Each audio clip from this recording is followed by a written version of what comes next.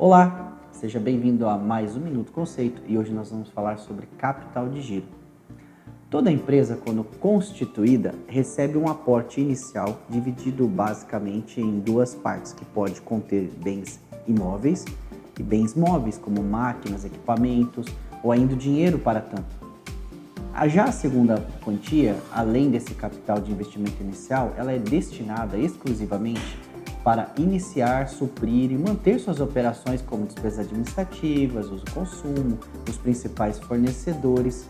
E hoje nós vamos falar do capital de giro, que é composto por bens que podem ser convertidos em dinheiro rapidamente, como estoques, contas a receber, as próprias disponibilidades de caixa banco, inclusive as aplicações mais de liquidez imediata. Veja que conhecer o capital de giro nada mais é do que dimensionar o capital de giro disponível para quitar os compromissos de natureza operacional.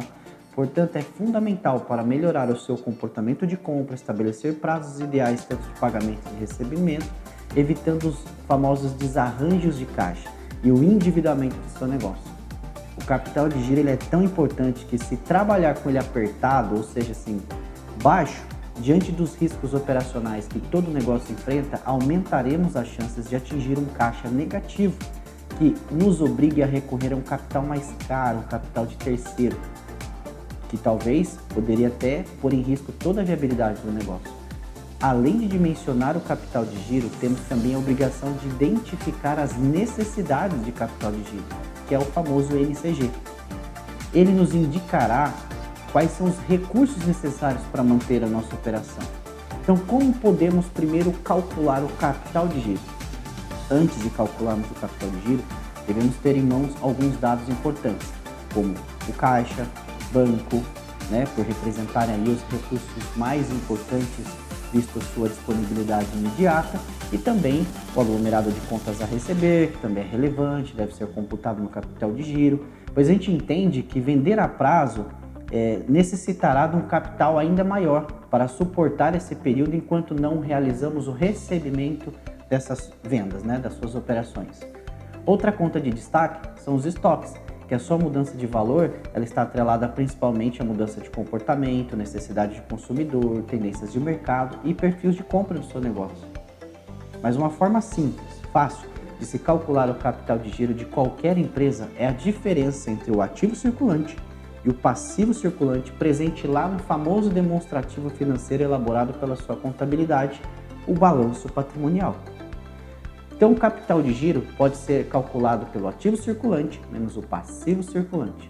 Entenda ativo circulante como os recursos disponíveis no curto prazo, como caixa, banco, aplicações, contas a receber, estoques que vimos agora, e o passivo circulante, o inverso, as operações de financiamento de curto prazo, como fornecedores, contas a pagar, empréstimos, financiamentos, funcionários, impostos, etc.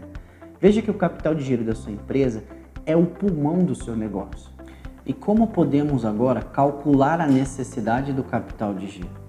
A necessidade do capital de giro é o mínimo necessário, o mínimo disponível para garantir a sua operação de comprar, estocar, vender e receber. Caso contrário, não será possível honrar seus compromissos como fornecedores e colaboradores.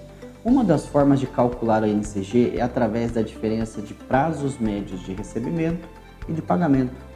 A necessidade de capital de giro, portanto, é o prazo de recebimento menos o prazo de pagamento, onde o prazo de recebimento é o tempo entre a venda e o seu respectivo recebimento.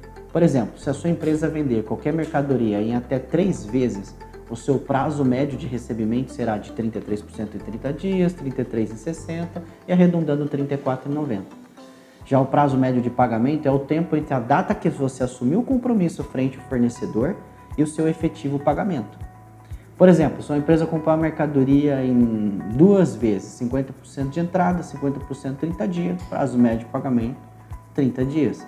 Ou seja, pense o seguinte, caso a sua empresa possui um prazo de recebimento mais curto que o prazo de pagamento, ela está numa situação confortável, pois ela vai receber antes do prazo de honrar o compromisso com o fornecedor. Caso contrário, os prazos médios de recebimentos forem inferiores ao de pagamento, você precisará de um volume maior destinado ao capital de giro da empresa para suportar esses pagamentos até o recebimento.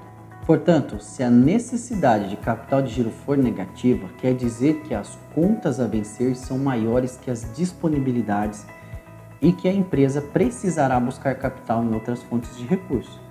Assim, enquanto a fórmula anterior traz a NCG, a necessidade de capital de giro, em dias, essa fórmula traz a informação em reais, em moeda, né? Então, ambos os cálculos eles são importantes, pois o primeiro trata do capital de giro em unidade de tempo, ou seja, quanto tempo a empresa fica com o dinheiro do cliente para pagar seus compromissos, enquanto a segunda demonstra em valores monetários, ou seja, quanto ela terá que disponibilizar para concluir as suas operações. Caso ela não tenha essa disponibilidade, ela terá que recorrer a empréstimos e arcar com a redução da lucratividade pelo aumento do custo financeiro da operação. São os famosos juros.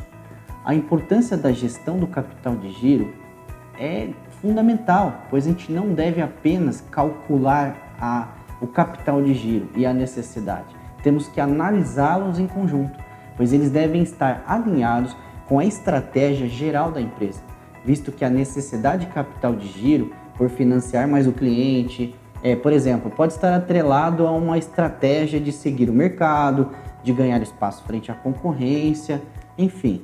Veja as situações em que conjugamos os indicadores do capital de giro e a necessidade de capital de giro. Quando a empresa possui o capital de giro positivo, ela está com superávit de caixa, né? Não necessitando inicialmente de recorrer a bancos ou outras fontes de recursos. Agora, quando ela possui o capital de giro negativo, ela encontra um déficit de capital, ou seja, parte desse capital está vinculada a terceiro, trazendo esses acréscimos de juros associados a esse capital.